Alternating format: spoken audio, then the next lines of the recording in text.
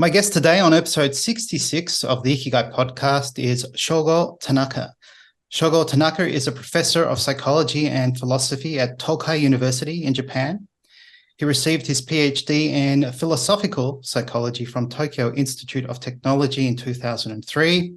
He is primarily interested in phenomenology and psychology, and more specifically in clarifying the theoretical models of psychology from the perspective of embodiment. The topics of his published papers encompass a broad range of issues, including body schema, body image, skill acquisition, embodied self, social cognition, theory of mind, and intercorporeality. From 2013 to 2014, and from 2016 to 2017, he stayed at the Department of Psychiatry at the University of Heidelberg in Germany as a visiting scholar, where he worked on phenomenology, psychology, and psychopathology. So after that long introduction, Shogo, welcome. Thank you for joining me today. Oh, it's my pleasure to be on your podcast. Thank you. Thank you. So this is interesting because Jamila Rodriguez, who was a guest on my podcast, recommended you to me, and I'm glad she did, as we will be able to discuss a fascinating concept of Aida. So really excited to be exploring this concept. I've wanted to explore Aida or Ma for quite some time. First, though, I think we should begin with your paper. So your paper, Intercorporeality in Aida, Developing an Interaction Theory of Social Cognition. And it touches on many theories: interaction theory, theory of the mind, I think theory to theory, and simulation theory. And I really don't know anything about those theories, but perhaps we should start with the first word in the title. What is intercorporeality?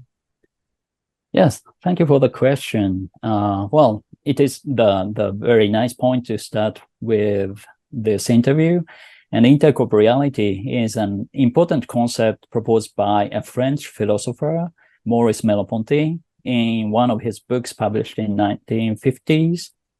And this concept focuses on the potential relationship in which two or more bodies are always and already embedded.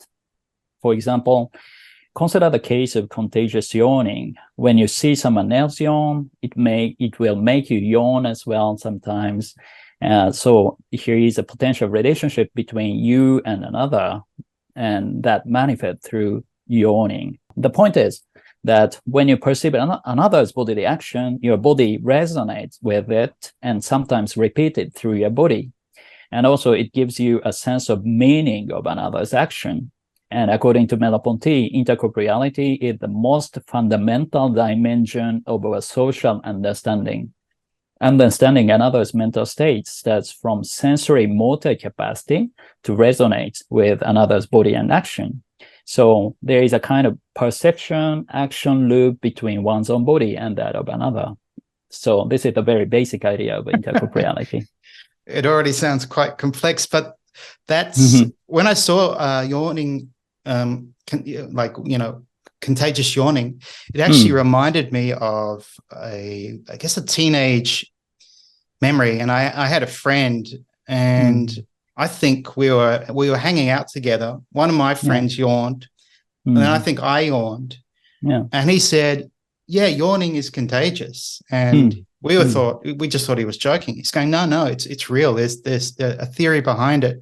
So I guess, this idea that yawning is contagious is a good symbolic representation of what you just mentioned, this idea of perception action and loop perception action. And we kind of model behaviors we understand without even thinking about it.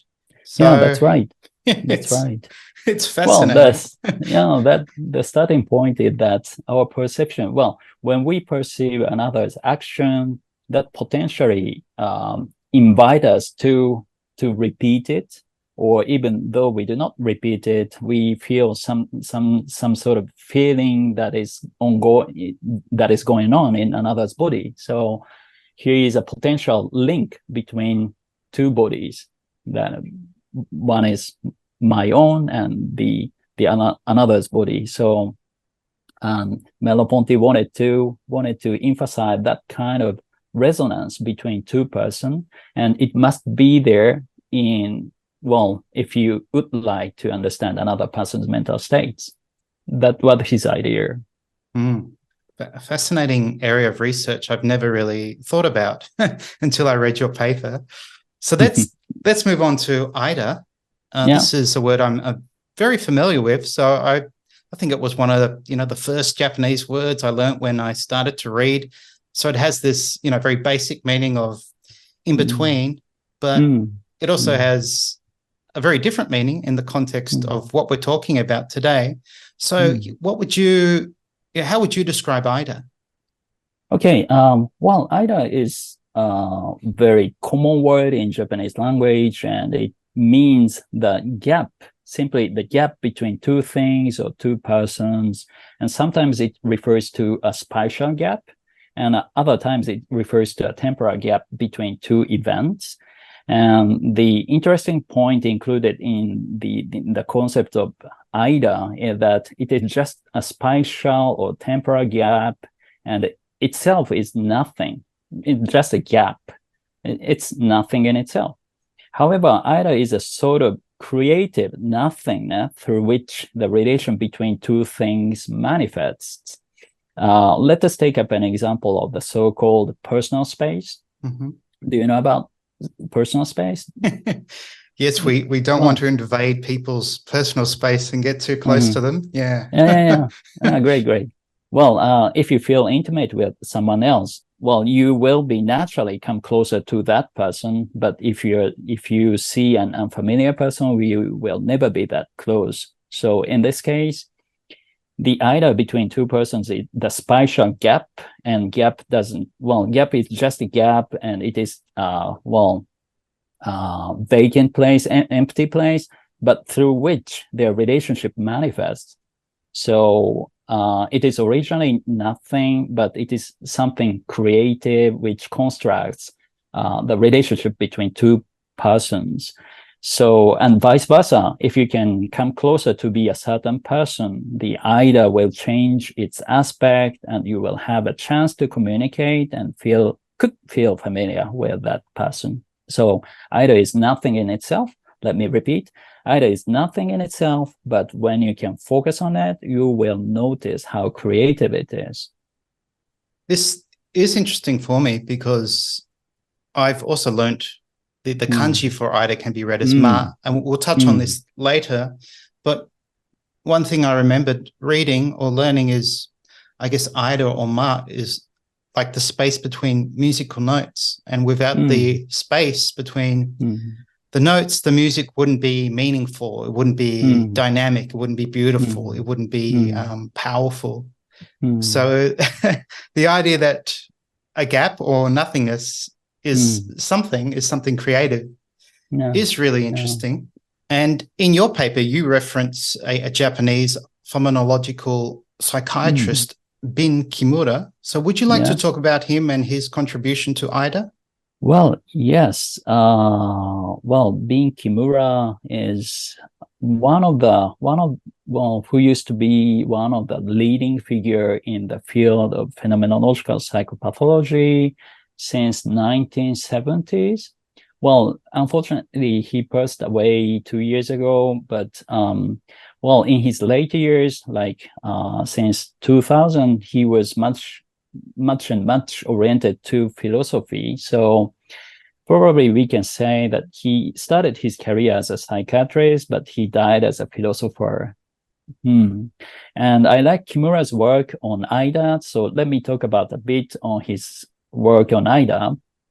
I like his idea because he was a very unique phenomenologist who described not only pathological symptoms based on Aida, but also more fundamental phenomena such as the origin of a subjective experience or of our intersubjective experience.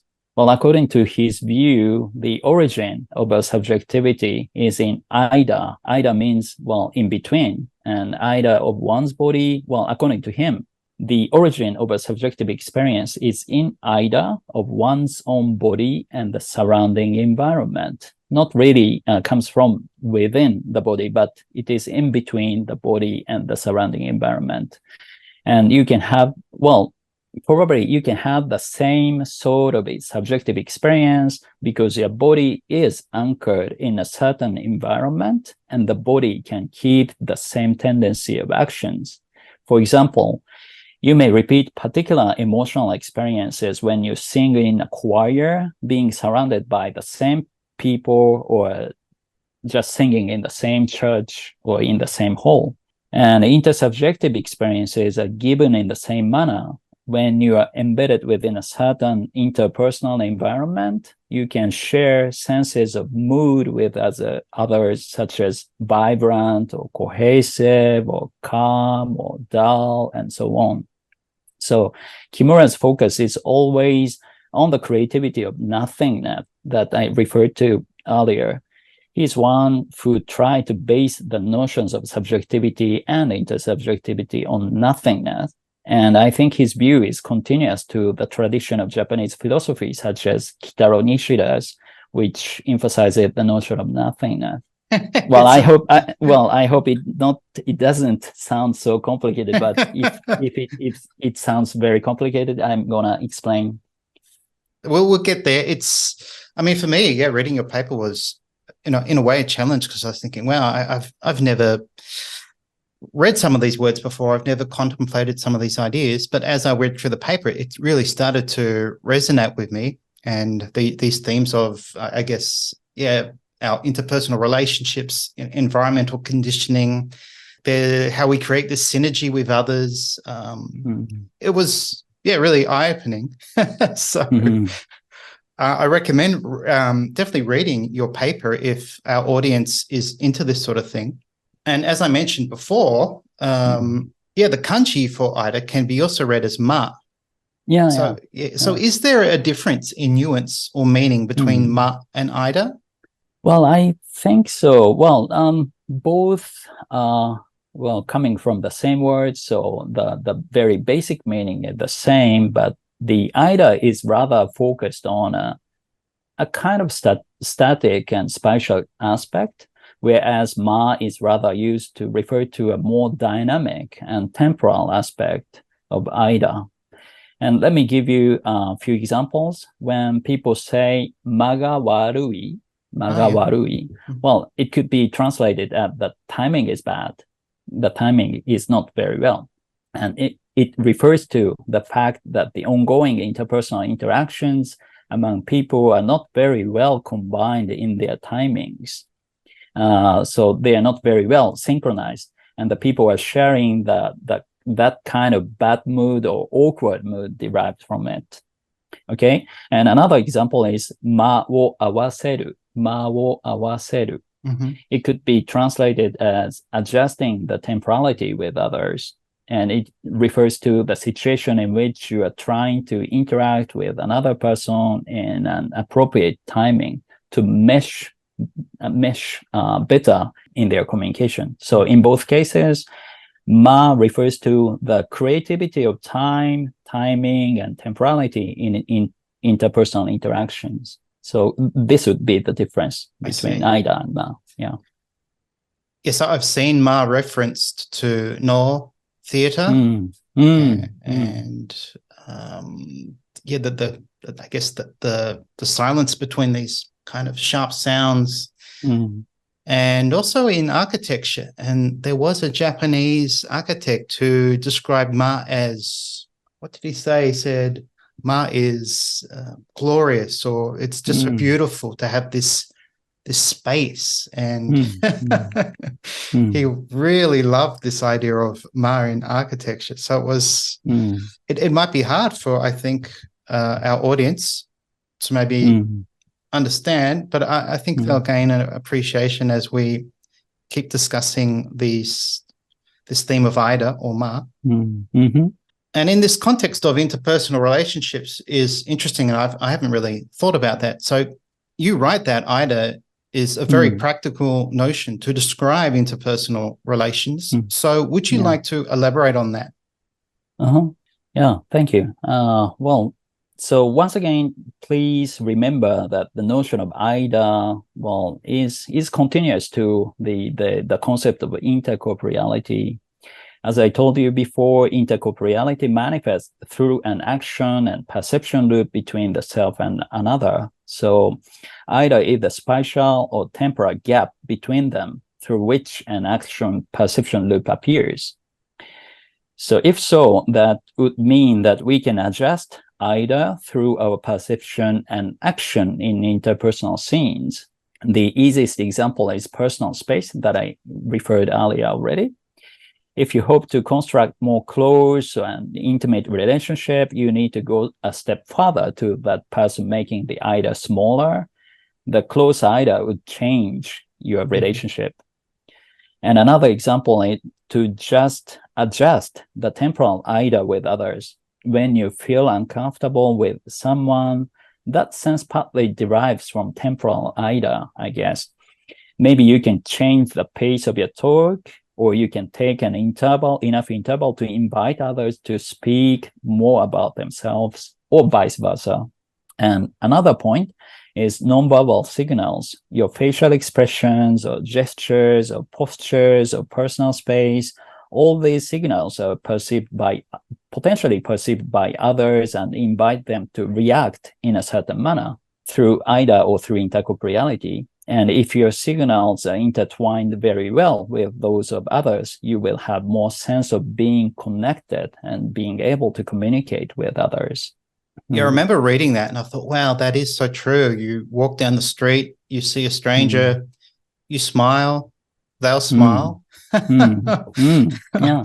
Or if I've done something bad and I don't know, and then my wife's looking at me with a cross face, I'm like, what have I done? And then the Aida between us expands. So I try to run away. But I was wondering if there is any Japanese expression for someone who there's this idea of face talking. You sometimes see it on interviews between a reporter and athlete, and they get up really close to the person's face, and it looks extremely uncomfortable. And you can see them sort of leaning back. Is there any expression in Japanese for face talking? Well, just spontaneous leaning back would be expressed as maotoru. Taking enough ma. Yes. I see. That's interesting. Okay. Oh, there you go. There is an expression. Great. So yeah, moving on. You describe two types of Aida in your paper. So subjective Aida and intersubjective. So would you like to describe them?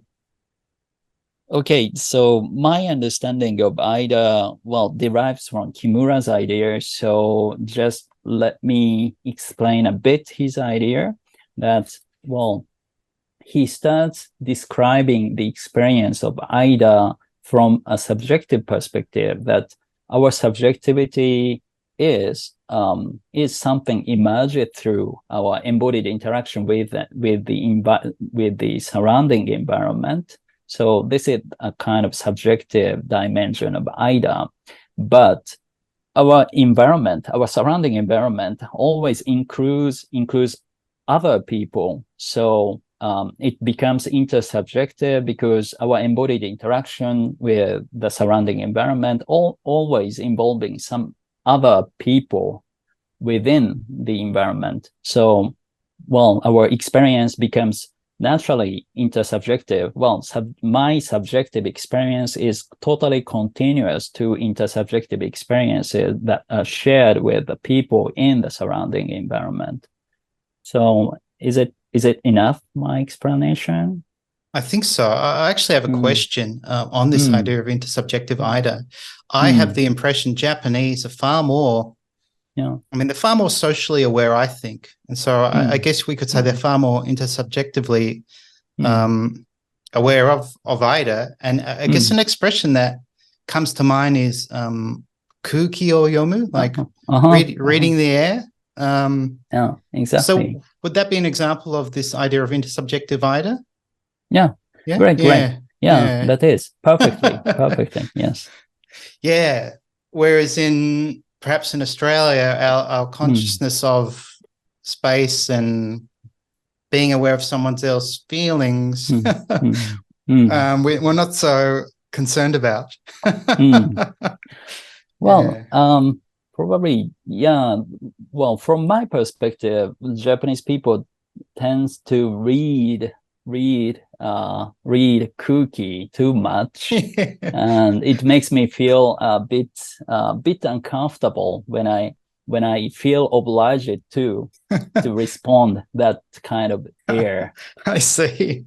Yeah, it's finding a balance is crucial, I guess. I wonder if there's a word like Aida synergy or something. Yeah. So So yeah, so sorry for my personal talk, that when I feel obliged to resonate with the intersubjective Aida, I try to make a kind of dissonance with the people who are around me to be an individual. So I'm trying to shift between subjective Aida and intersubjective Aida. I see. Well, that might relate in some way to my next question. So a way to illustrate Aida and Ma is with music. We've touched on that already, but would you like to elaborate on this further? Yeah, okay.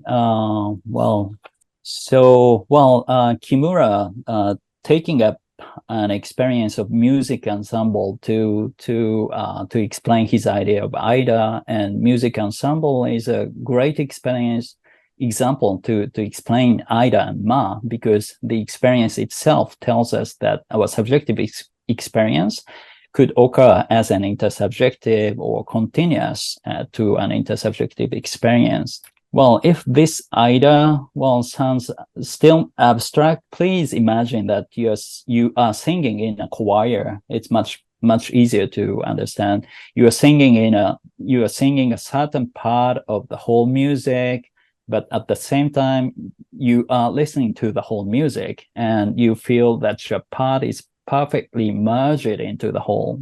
And although your singing is still experienced as a subjective experience, it is intertwined with other singing action, and in its appropriate temporality, and starts to be experienced as our experience, that is an intersubjective experience. So let me cite two passages from Kimura's book titled Aida. Well, I hope it may not sound so difficult. Just let me cite first one.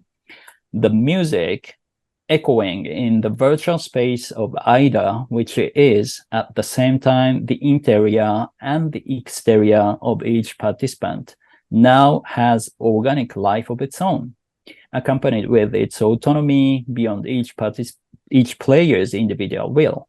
This is the first part. The second part, the whole music gains the autopoietic autonomy that is independent of each player's will and anticipates in itself the sound to be forthcoming. Each player seems to follow this anticipation in a manner of fulfilling it. And as you can see, here is a kind of ultimate experience of Aida and Ma, and your subjective experience can perfectly match with others' experiences.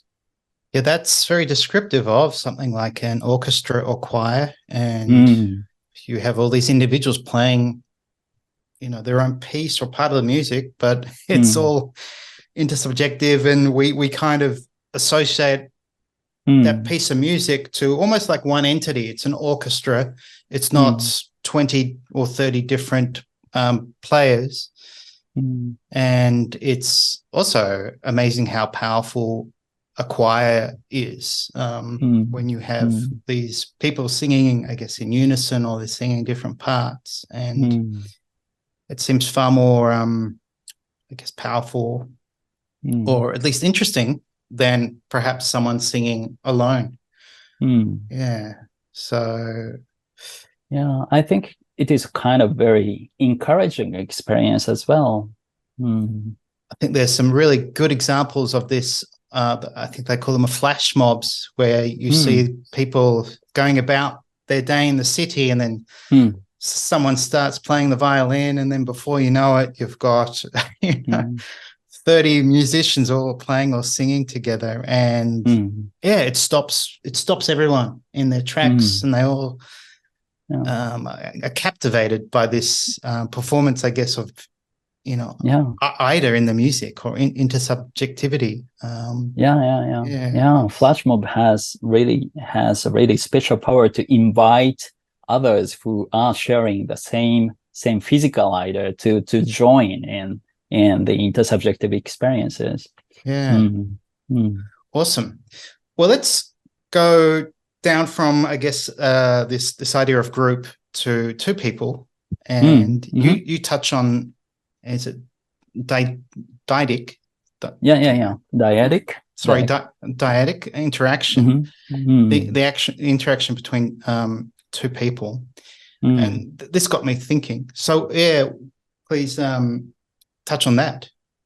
Well, as I answered in the previous question, the point is that your subjective experience is given as an intersubjective experience in a particular Aida or in a particular Ma.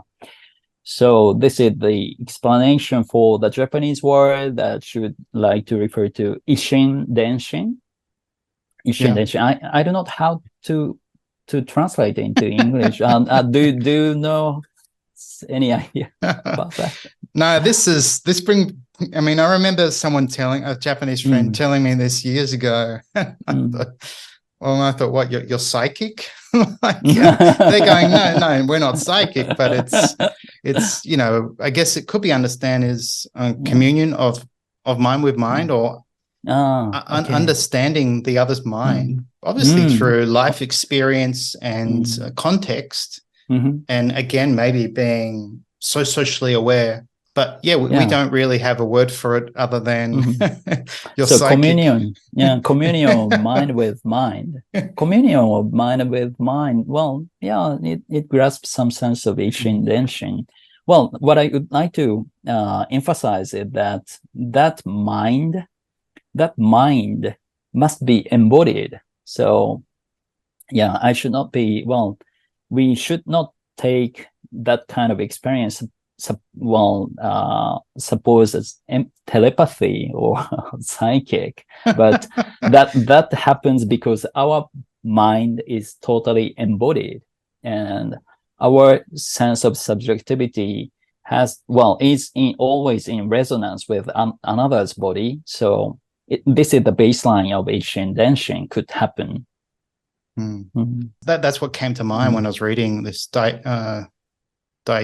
was it a dyadic interaction? And Japanese do seem to understand each other, and thus often there's no reason to talk or to state the obvious.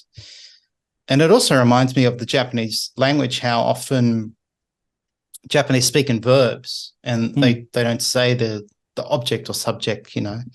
My wife might say "dodatta," like meaning how did your podcast go. She won't say how was the podcast, how did it go. She'll just say "dodatta," which would be how went, if we were to translate it. And so from context, I've got to understand what she means. She's obviously referring to the podcast, so then I can answer her. But it took me a long time to understand that aspect of Japanese. And then these, I guess, these yojijukugo or Zen, or I guess it's almost like a Zen term. This Ishin Denshin is like, it's this, union or communion of mind with mind, and it's not mental telepathy. But really, really fascinating. So these words I learned many years ago. I begin to understand them more clearly when I, read something like your paper. So it's it's fascinating. Sorry, did you want to add something to that? Probably there may be a kind of embodied skills to understand that kind of communion experience. especially embodied skills to synchronize your interaction with others, and especially those happening in the dimension of nonverbal communication, I guess. Well, but I would like to add one more thing that, however, although there are important embodied skills to synchronize with others, but please remember that Aida is between or betweenness, and it is originally nothing.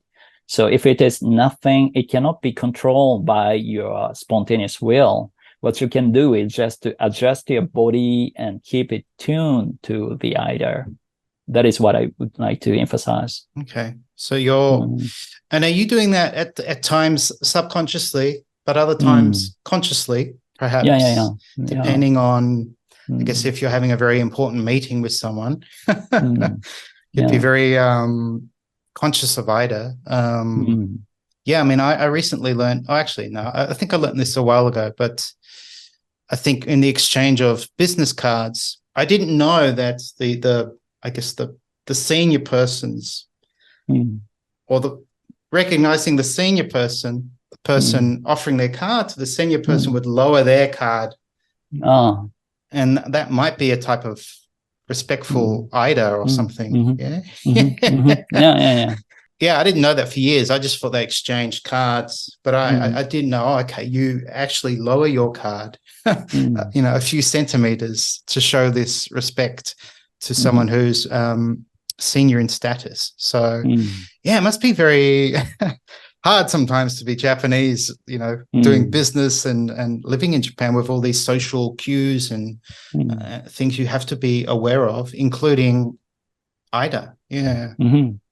But if you can let your body tunes to the interaction, probably naturally there are things that you can naturally understand, like that kind of exchanging business card would be one example. That if you can let your body tune to to what's happening there with another person, that probably there may be some natural insight that comes to you that, just lowering the business card would mean the respect to be shown to you. Yeah, maybe it's like a nice, firm, but soft handshake at the same time, It is all very interesting, and it's interesting to understand it from this context. So yeah, it was a challenge to read your paper, and I did learn a lot, and it seemed to tie into many Japanese cultural concepts. And one was this idea of theory of the mind, and that got me thinking. This idea it's the ability to imagine or make deductions about the mental states of other individuals. And when I read that, I immediately thought of omoyari, this idea of sending your thoughts or your compassion or understanding the perspective of other people with compassion. Yeah. So would you relate theory of the mind to omoyari? Yeah. Good. So, before explaining omoyari, just let me inform you that there are two major theories in the theory of mind. And one is so-called theory, which emphasizes the theoretical inference is the most important thing to understand another person's mental states. And another one is so-called simulation theory, that simulating another person's mind as if you were in his position, in her position, is the thing that is more needed to understand another person's mind. And probably the concept of omoyari in Japanese culture would resonate very well with the simulation theory, I guess, because in the simulation theory, they emphasize that our basic way of understanding another person is putting oneself in the other's shoes. This is a very common expression in English, right? And So taking the other's perspective and imagining how the others may perceive or think or act in the current situation is the most important thing in understanding another person's mental states. And in Japanese, there is an expression, 他人の身になる. 他人の身になる. Well, which could be translated as putting oneself in the other's body, not in the shoes, in the body. In the body, not in the shoes. Okay. That's a good point. Yeah. And this is a prototypal experience of understanding another person's mental states considered in Japanese culture. And probably omoyari is something that derives from the experience of putting oneself in others' body. So omoyari sounds very psychological, but it must be understood in terms of embodiment. This is my idea. Yeah, we could change that expression to put yourself in somebody's body rather than shoe. Might be more powerful. Wow. So yeah, we've touched on quite a few things so far. And then as you know, much of this podcast discusses the concept of Ikigai, which is greatly misunderstood outside of Japan. And I know in Japan it's not really discussed that much. It's just a common word, but there is a large body of research behind Ikigai, and it's fascinating how it's been studied in various contexts in relation to robot design or just well-being in general, and that you can even Ikigai can even be like a coping mechanism. It can be the cigarette or the beer for the stressed salaryman if it helps them get through the day. So when you think of Ikigai, what comes to mind in terms of I guess like a definition? You mean definition? Yeah, Ikigai? For you, like how would you define Ikigai? Well, as a meaning of a word would be very simple, that something that makes me feel, worth living, as we understand in normally in Japanese language. So, I do not have any, such a special definition of Ikigai. Okay. But something, that's interesting. It makes you feel, life's worth living. So I was going to ask you, does studying psychology and philosophy give you the feeling of Ikigai? Okay, It sounds like a very difficult question, but let me try to articulate my answer as far as possible. My Ikigai. Sure, please go ahead. Yeah. Well, as I am a scholar, so I am in search of truth in the first place.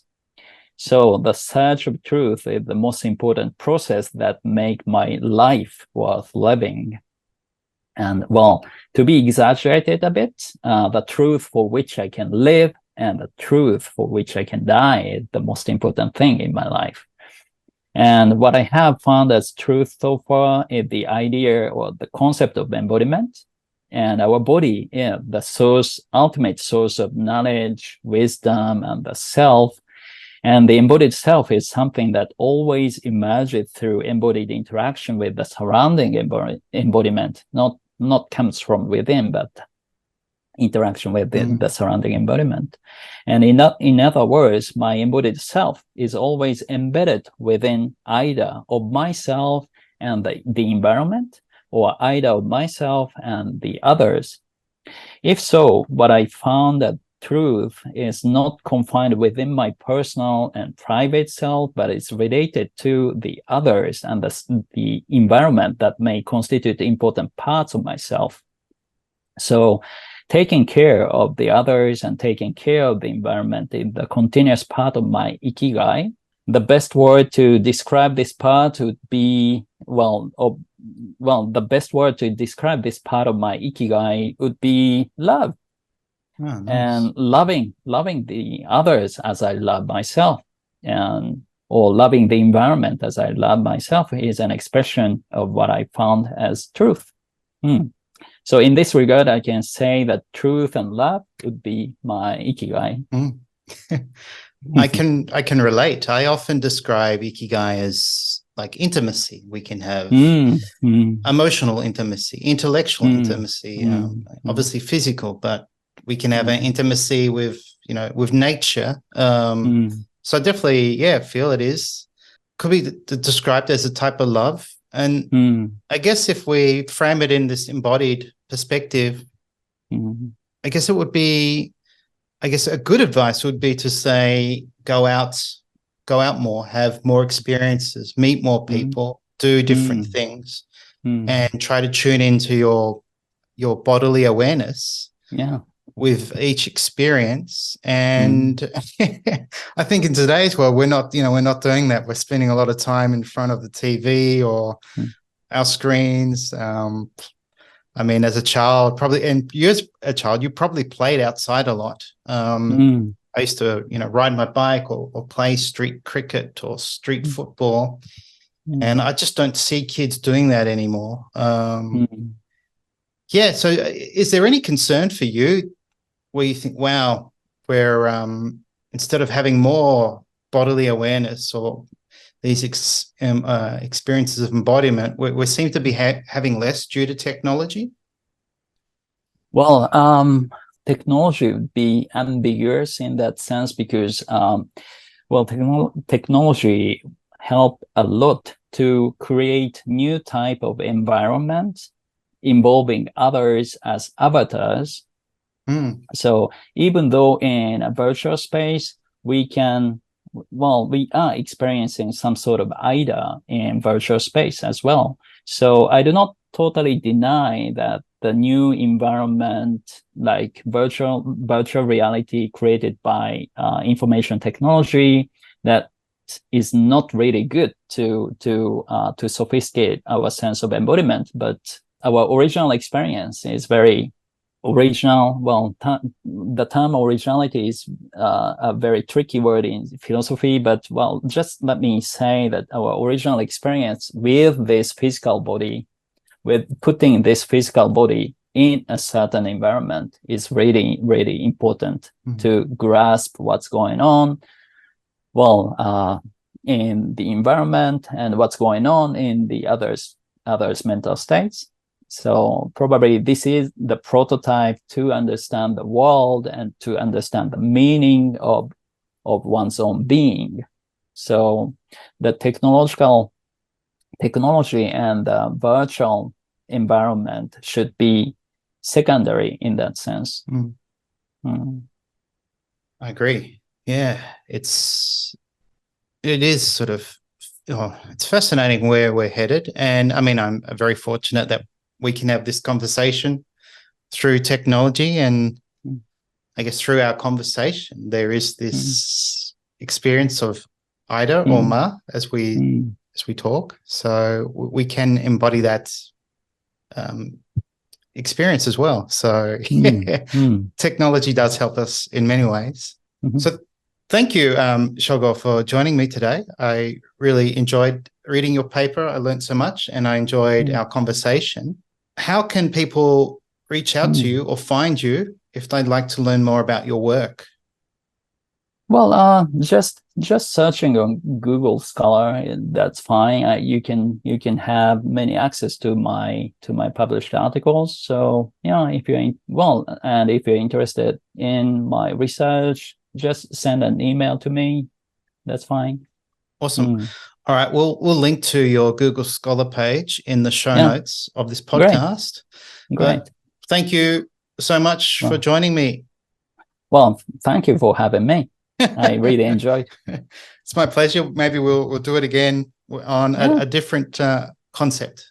Yeah, great. Thank you very much. Thank you for listening to this episode of the Ikigai Podcast. To learn more about Ikigai or to become a certified Ikigai Tribe coach, visit ikigaitribe.com.